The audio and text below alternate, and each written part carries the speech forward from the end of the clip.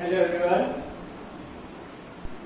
This is last lecture of your chapter first. तो इसके बाद हम स्टार्ट करेंगे फिजिक्स का चैप्टर लाइट स्टार्ट करते हैं, फिर उसके बाद बायो के चैप्टर में आते हैं। एक एक चैप्टर करके चलते रहेंगे। केमिस्ट्री हो गई फर्स्ट चैप्टर, फिर इसके बाद फिजिक्स से स्टार्ट करेंगे, फिर इसके बाद बायो के लिए। फिलहाल ये लास्ट लेक्चर है, इससे पहले आप चीजें पढ़ चुके हो, देख चुके हो, और याद रखना रिवीजन मस्ट है।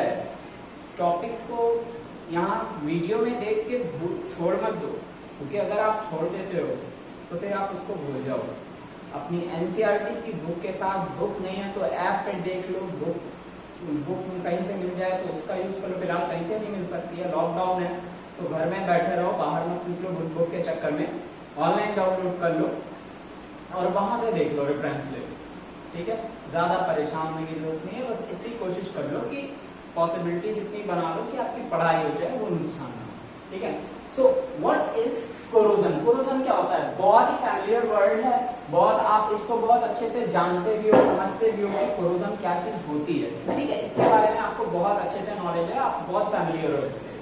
फिलहाल यहाँ पे मैं आपको इसकी डेफिनेशन बता दे रहा हूँ। डिस्ट्रक्शन ऑफ मेटल, कोरोजन पूरी तरीके से आप समझने की कोशिश करो। डिस्ट्रक्शन ऑफ मेटल मतलब मेटल का डिस्ट्रक्शन होना, टूटना, खराब होना। Destruction of metal in presence of, destruction of metal in presence of air, water and moisture.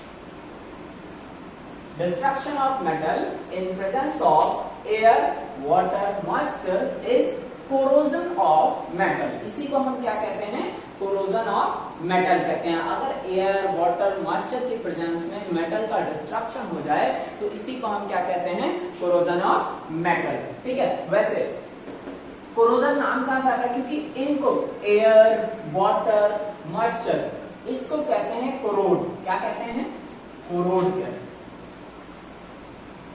ठीक है। इसी नेम से है कोरोजन प्रोसेस।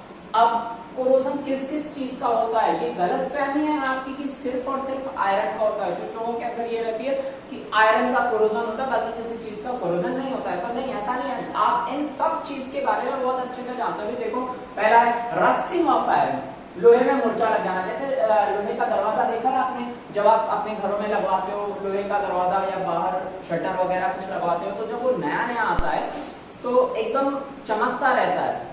लस्टर वाली जो मेटल की प्रॉपर्टी है वो उसमें आपको दिखती है। लेकिन 4 दिन, 5 दिन या 10 दिन, 20 दिन जब वो खुले में ही, खुले मौसम में रखा रहता है, तो आप देखो उसके ऊपर ब्राउन कलर की कोटिंग टाइप की होती है, जो हल्का जब आप उसको टच करोगे तो वो पाउडरी टाइप का लगेगा कुछ।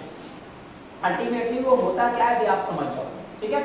तो rusting of iron, green coating on copper, तो कॉपर के ऊपर ग्रीन कोटिंग। जैसे कॉपर वायर होता है ना, बहुत से लोग कहते हैं वायर को साफ कर दो, कार्बन लग गया होगा, तो वो कार्बन में green coating of copper on copper. जैसे बैटरी वगैरह इधर उधर कहीं पे भी वायर लगा होता है तो अक्सर देखो उसके ऊपर ग्रीन कलर की कोटिंग आ जाती है, कवरिंग चढ़ जाती है। तो आप ग्रीन कोटिंग साफ कर दो, वो एयर की प्रेजेंस में ही होगा। ग्रीन कोटिंग साफ कर दो तो वापस से वो कनेक्ट हो जाएगा। टार्निशिंग ऑफ सिल्वर, देखा होगा घर में चांदी यूज होती है, तो वहां पर चांदी की टार्निशिंग, चांदी की जो चमक होती है थोड़ी थोड़ी फीकी पड़ती चली जाती है, किसी काली टाइप की हो जाती है, अच्छे से जानते हो आप, तो उसको कहते हैं tarnishing of silver. Loss of lustre of lead, lead की जो चमक होती है वो चली जाती है। तो ये सब प्रोसेस किसका है? कौन सा प्रोसेस है? ये कोरोजन प्रोसेस है। अच्छा, रिएक्शन की बात करें हम, सिर्फ आयरन के रिएक्शन मैंने यहाँ से लिखे, यहाँ पर लिखे। तो अब देखो जो एयर है, एयर में तुम्हें पता है मॉइस्चर, मॉइस्चर की बात हम कर रहे हैं, एयर, वाटर, मॉइस्चर। तो एयर भी हो, वाटर भी हो, वाटर मतलब H2O हो एयर में, तो एयर में H2O होगा तो एयर, मान लो 2 मॉलिक्यूल ऑफ वाटर ब्रेक हो जाएंगे तो 4, कुछ लोग कंफ्यूज होंगे ये 4H कहां से आ रहा है, क्योंकि H2O को जब आप ब्रेक करोगे, H2O को ब्रेक करोगे तो ये 2H तो बन जाएगा, लेकिन O अकेले नहीं रह पाएगा, इसलिए हम 2H2O को ब्रेक करते हैं ताकि यहाँ पे 4H बन जाए और O 2 बन जाए। क्योंकि आपको पता है ऑक्सीजन इज अ गैस, ये एटॉमिक फॉर्म में नहीं रह सकती, मॉलिक्यूलर फॉर्म में होना चाहिए, ठीक है। तो यहाँ पे देखो 2Fe आयरन जब भी वाटर और ऑक्सीजन के साथ रिएक्ट करेगा तो ये क्या बन जाएगा 2Fe+2 बन जाएगा और 2H2O बन जाएगा। अब यहाँ से 2Fe+2 तो और भी 2Fe, अब ऐसा तो नहीं सिर्फ एक आयरन मॉलिक्यूल्स था, तो ऐसे सिर्फ 4 आयरन मॉलिक्यूल्स Fe+2 वाटर और ऑक्सीजन के साथ रिएक्ट करेंगे और बना देंगे Fe2O3 और एक molecules of OH- ion hydroxide ion बना देंगे। अब ये Fe2O3 जो है ना ये वाटर से रिएक्ट करेगा, किससे रिएक्ट करेगा, वाटर से रिएक्ट करेगा और वाटर से रिएक्ट करने के बाद क्या बना देगा Fe2O3। Fe2O3 ये यही है रस्ट, जो रस्ट होती है वो यही है Fe2O3। अच्छा इसका हाइड्रेटेड, देखो इसमें वाटर लगा हुआ है ना, इसलिए हम इसको क्या कहेंगे हाइड्रेटेड, और ये क्या है Fe2O3, तो ये है हाइड्रेटेड फेरिक ऑक्साइड। क्या है हाइड्रेटेड फेरिक ऑक्साइड, ठीक है। और एक पॉइंट आप नोट डाउन कर लो, देखो यहाँ पे Fe2O3 है और यहाँ पे जब आप लोहा लेके आए थे नया नया तब क्या था Fe था, और जब उस पे मूर्छा लग गया तब क्या हो गया Fe2O3 हो गया। तो अब थोड़ा सा एटॉमिक मास ये सारी चीजें आप पढ़ के आ चुके हो क्लास 9th में, तो आपके लिए समझना बहुत आसान है। मास कैसे निकालते हैं, एटम का मॉलिक्यूल का कैसे निकालते हैं वो आप अच्छे से जानते हो, आई होप सो। तो यार अब आप ये बताओ किसका ज्यादा होगा मास, यहाँ पे देखो सिर्फ आयरन है और यहाँ पे Fe2O3 है, मतलब 2 आयरन और 3 ऑक्सीजन है, ठीक है, समझ गए बात को। तो इसका मास निकालोगे तो बहुत ज्यादा आएगा इन कंपैरिजन ऑफ आयरन। तो एक पॉइंट लिखो, during rusting mass of iron increases. During rusting, mass of iron increases due to formation of oxide के बन जाने से आयरन का ऑक्साइड बन गया, इस वजह से रस्टिंग के बाद आयरन का मास बढ़ जाता है, इसलिए जंग लगा मूर्छा खरीदोगे तो महंगा पड़ेगा।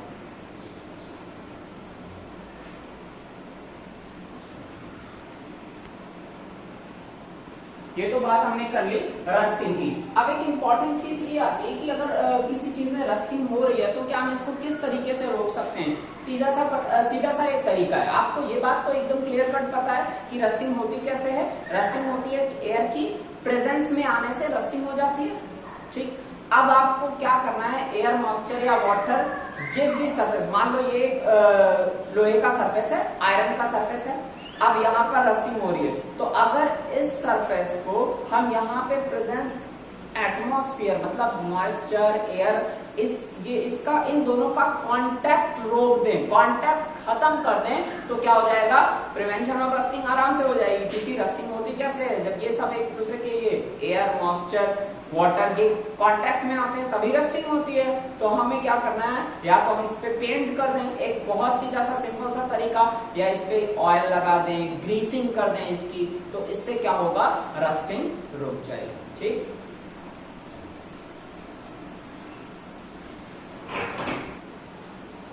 ओके, नाउ रेंसिडिटी क्या चीज होती है, when fats and oil are oxidised, जब क्या हो फैट या ऑयल ऑक्सीडाइज हो जाता है, दे बिकम रैंसिड, तो उसको वो कैसे हो जाते हैं, रैंसिड हो जाते हैं। देयर स्मेल एंड टेस्ट, इसकी स्मेल और उसका टेस्ट जो है चेंज हो जाता है।